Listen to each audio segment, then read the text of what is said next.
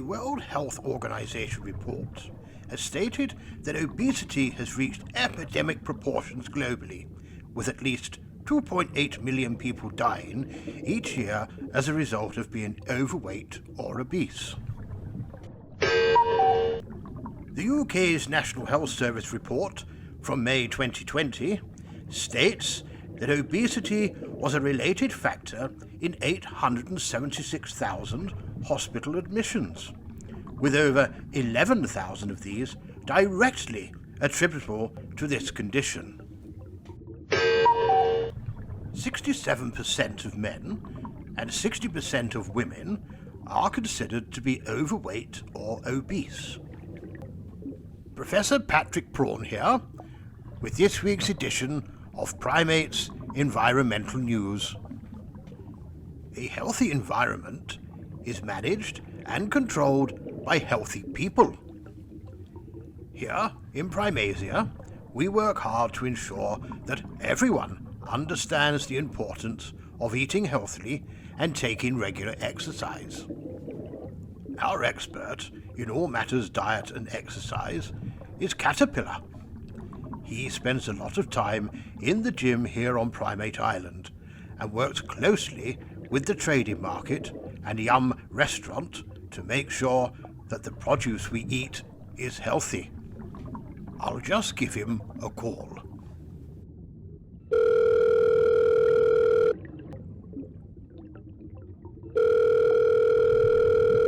Hello, Primate Jim. Ah, Caterpillar. I know you're in the middle of the gym refurbishment, but I thought you might take a moment to give us a few pearls of your wisdom regarding exercise and diet.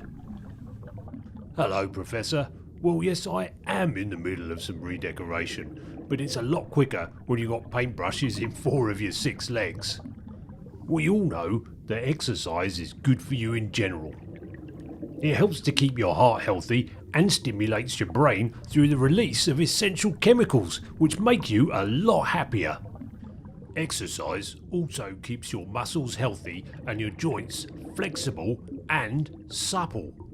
This does need to go hand in hand with a well-balanced diet, though. Ah! Careful, Caterpillar. Watch what you're doing. Oops. Oh dear. Oh no. I am so sorry. Oh no. I've not been concentrating while talking to you, and I've trodden in the paint pot. Sorry, Professor. Gotta go. Bye. Oh dear, I didn't get to ask him all the questions I wanted to. Let's go straight over to Yum Restaurant and the mighty Simon for this week's special report.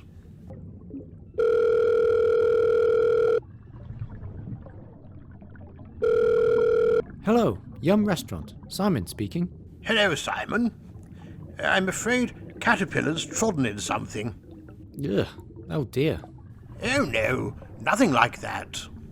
Would you be so kind as to deliver this week's special report on diet, exercise and obesity? Of course, Professor. But firstly, can I just say that I'm really enjoying your weekly environmental news bulletins? Oh, thank you, Simon. As we heard in the headlines, obesity has reached epidemic proportions in the land of humans.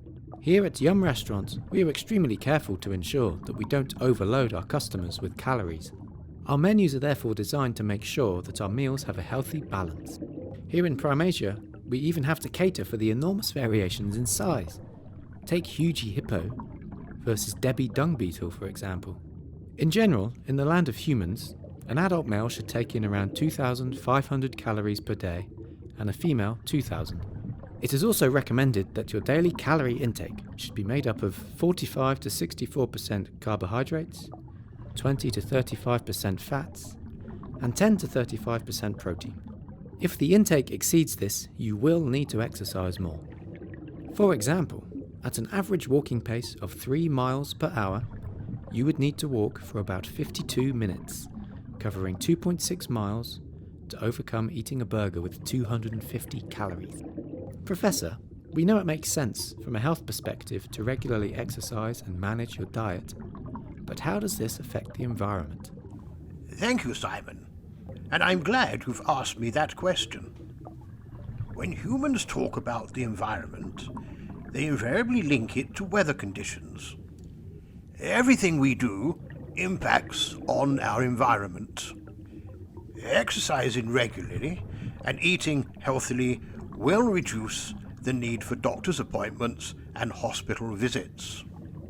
This in turn will reduce the travel to these places, thereby reducing carbon emissions.